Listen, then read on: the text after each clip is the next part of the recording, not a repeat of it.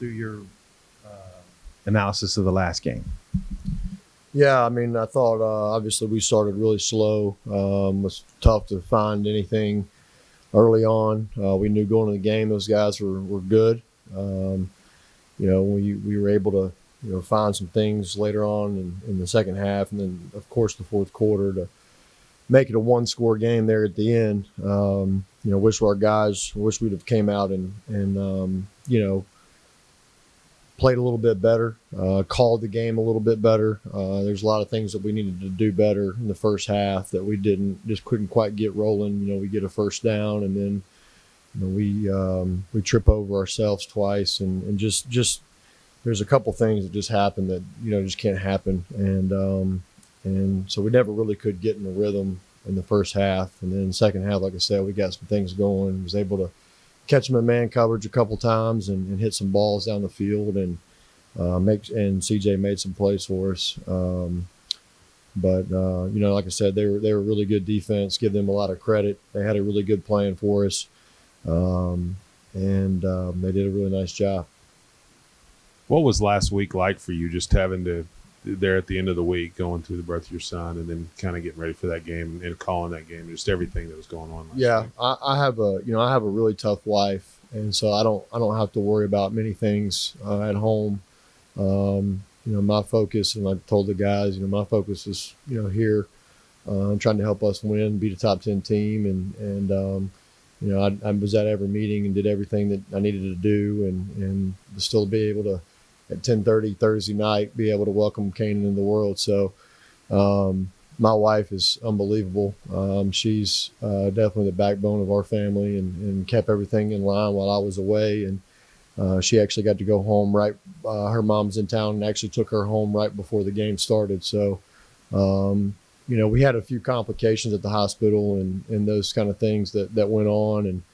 And, there was obviously a lot of thought from my family, but also, I know that these guys here are counting on me, and my wife knew that as well. She texted me when I was asking her how she's doing. She said, "Don't worry about me. You get those boys ready." That's the kind of woman she is. So it was a tough week, not a lot of sleep, but also knew that we had a tough opponent. We had to be ready to go. You look at Mississippi State's defense. I know Simmons and Sweat really tough up front. What do you think of their defense, especially their front line, and a football player, a guy named Sweat? That just seems like a really good football name, Yeah. Like last week, I think LSU was number 3 in our conference in defense. These guys are number 1. Like I said last week about LSU, there's not many weak links out there. Same goes for this week. They're very talented up front. I know they're the number 1 pass defense, and a lot of that is because of what they were able to do from a D-line standpoint, like you're referring to. And those guys that you mentioned, they're really good players. I mean, they're being mentioned to be top draft picks, and so we're going to have a great plan and do a great job of going back to what we do and things that we've done throughout the year to try to help us in pass protection. But it's definitely a huge challenge for us, especially going on the road. I've actually played at Mississippi State when I was in school, and it's when those cowbells get going, it's loud, and there's a lot of things they try to do to confuse you, and and so we're going to have a great plan and be ready to go. Boyd and Whaley this week, and just kind of what do you have to do to get the running game revved up? Yeah, hoping to get Devwat back. I was hoping to get him back last week, and he was out trying to get back. He wants to be out there, going through some running on the field and things of that was kind of giving him some trouble. So we had to keep him out one more week, and hopefully we'll get him back this week. And then I think Rakeem's going to be okay. It's more of a scare than anything, I believe, and we've got to get back to what we do. I thought, LSU, they were good up front, and we were able to cover them up at times and hit some, decent runs. And then other times they were able to, win at the point of attack and was able to stop us. So, we got to focus on what we do, and we got to focus on ourselves and make sure we know exactly what we're doing every play.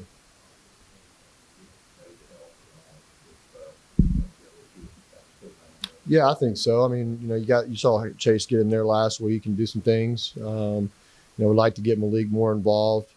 LSU had a little bit on a third down package, a little bit of things that could confuse us. Obviously, they got us a couple times on that stuff, but we just felt like Chase and Rakeem were more in tune to what we needed to do in pass protection on third down. Again, they got us a couple times anyway, but just some miscommunications up front. But hopefully, those guys can get some more reps to get in there and see what they can do as well. At State, do you remember what year that was and how the game turned out? Oh man, I think that was either my junior or senior year. I think we lost by 8 or 9 points. I think it was my junior year though, down there in 2007, I believe. You haven't played with the Cowbells. How does that maybe help you prep your guys? Well, actually, your players have experienced it, but I guess what's it like from a coaching standpoint dealing with the Cowbells when you try and get your calls in and all that stuff? Yeah, well, a lot of what we do is signal based anyway, nonverbal communication stuff, and a lot of the things that we're going to have to do, really just from a snap count standpoint, we're going to have a plan for that. But I'm not really worried about getting the calls in and getting our different things done because most everything we do is nonverbal and using hand signals. So, as long as they don't, fog up the stadium and or turn the lights off where we can still see, I think we'll be okay to get our calls. But for the most part, it'll just be from a snap count standpoint. We'll have to have a good job for that.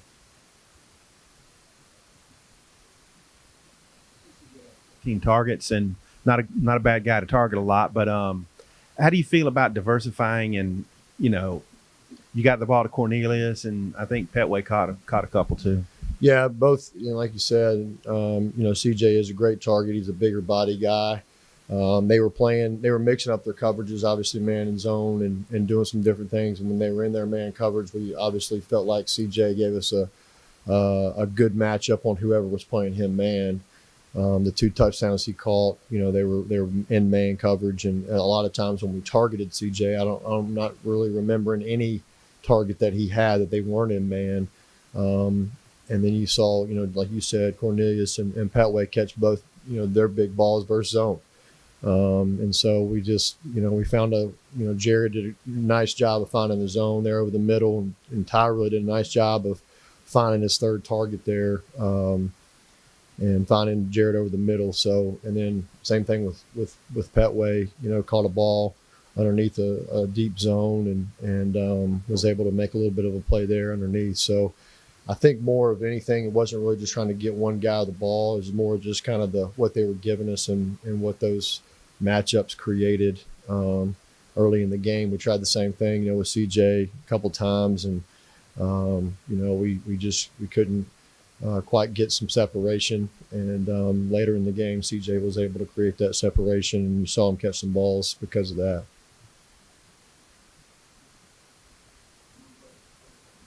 All right, thanks, guys.